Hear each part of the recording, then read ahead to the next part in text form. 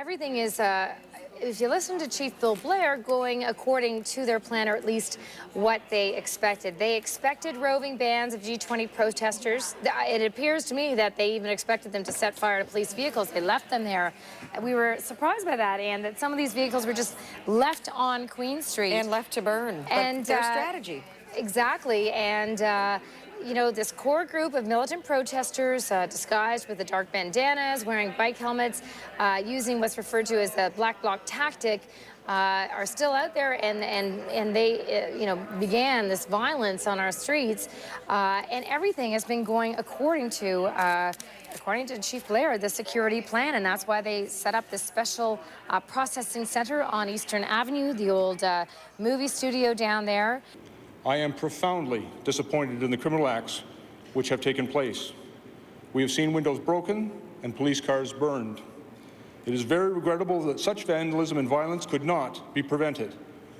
But I want to assure you that the persons responsible will be held accountable. We know many of the members of these groups. Over the past several days, we have apprehended many of their leaders.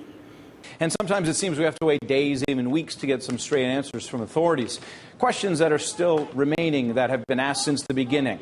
Was tear gas used or wasn't it? Did rubber bullets fly or not? Was there a secret law or not? Well, today the Premier admitted the government should have moved more quickly to clear up the confusion over the so-called 5-meter law. Police left the public with the impression they had special powers of search and seizure around the fence. Even after they were told by the government, they misinformed the public. You know, what we should have done is, rather than when the police were talking about something which is clearly a misinterpretation of the rules, we should have not only informed them, but the public at the same time to clear it up right away.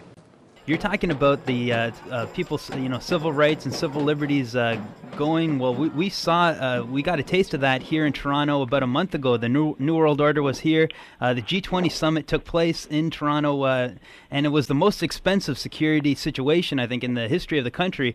And I know RCMP and CSIS were involved with that event. I was just wondering, have you done any research into that summit? What happened there?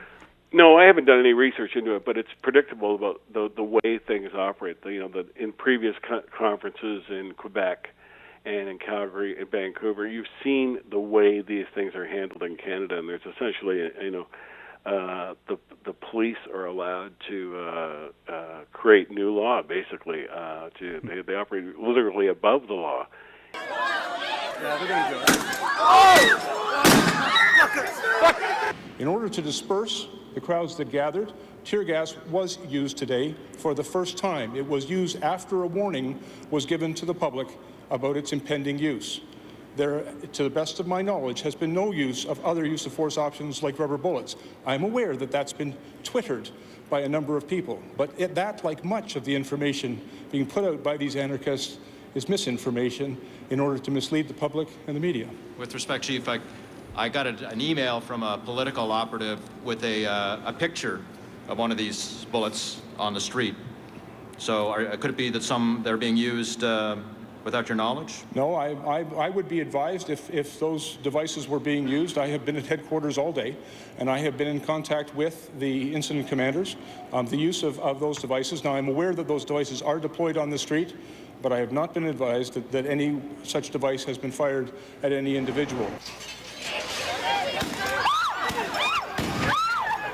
And still with the G20, police now admit rubber bullets were fired during the G20 summit.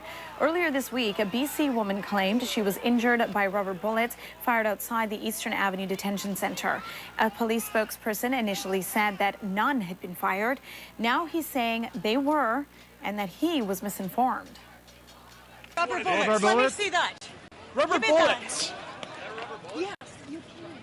Police had initially stated no rubber bullets were fired outside the temporary prisoner processing center. A woman alleges she was hit twice by the projectiles at that location. Police spokesman Mark Pugash originally said the bullets were only fired during a protest at Queen's Park. But he's now correcting that statement. Pugash tells the Toronto Sun that rubber bullets were fired on Eastern Avenue and that he had been given the wrong information, which is why he made the statement initially. Now, it's the latest among a growing list of corrections from Toronto Police about weapons, special powers, and tactics that were employed during the summit. These are not new tactics of the police. We are angry that this is just business as usual, and we will stay angry. Because the public inquiry is asking for witnesses and asking for every individual who was affected by what happened during the demonstrations, wants to hear their stories and make this a legal situation, so that no one is intimidated not to speak, no one is intimidated because they were present and because they took video and because they were practicing their civil liberties. Yeah, that's good to hear. That's good to hear. And my final word is that my take on the whole thing was that it was a psychological operation, Hollywood style. When I see the thing like when I heard about the Guantanamo studio, and then I saw what I saw, what I thought the main purpose of that pendant for hours and hours was to have the media focus on that, and only trying to find out what the major announcement was from the secret G20 meeting, and finding that there was no major announcement. I've gotten more convinced that they were just trying to do a distraction at the end of the meeting. I heard you saying earlier about that it was a protester that set that fire, when you don't know that for a fact. No, and I've said a number of times that it appears, and I've said at one point very clearly that having never actually seen it, that's an assumption, and so I say that again. Exactly, it's an assumption, but you still said the words, and listening to the callers, they have it in their mind that what they see, is what you told them. Right, well... This is because of the protesters. But Logan, were you watching earlier when the images showed the protesters actually smashing through the bank window? But you don't know who those people are. Well, they're in the protest. We have no proof of who they are and who they work for. I mean, they spend billions of dollars. These are men who... Okay, what is your suggestion then? Who, if they're not protesters, who do you think they were? What I'm saying is, I'm saying we don't know. No, that's fair enough.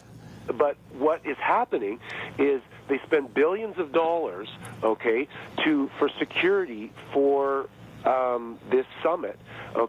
They're having trouble justifying it to all the people of the country who are apparently paying for it. Okay, so there are a couple guys. So Logan, what are you saying? I'm saying, don't believe everything you see. Well, you seem to be suggesting, and it's fair, you seem to be suggesting that these were perhaps police plants that have done this delivery. What I'm suggesting is there is more to it than meets the eye. Okay.